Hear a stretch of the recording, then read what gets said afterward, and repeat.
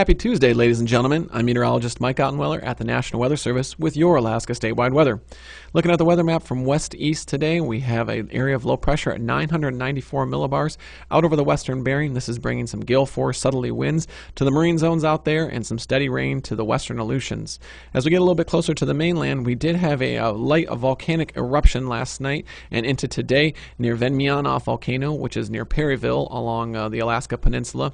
That eruption went up to about 12,000 feet, is mostly an impact for aviation interest, but there is a special weather statement and a marine weather statement out for the possibility of some trace ashfall in those areas. So take a look at your latest forecast from the Anchorage forecast office for the updates on that.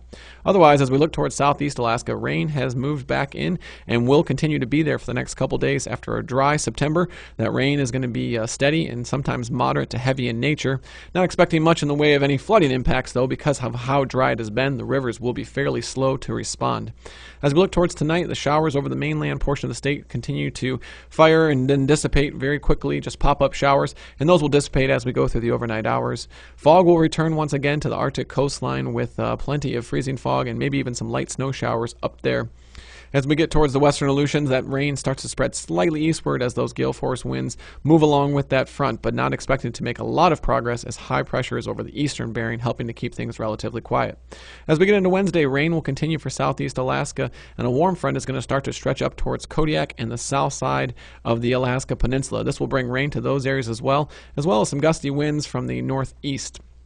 Over south central and southwest Alaska, expect mostly clear skies on Wednesday with fairly mild temperatures as some warmer air starts to move in from the south.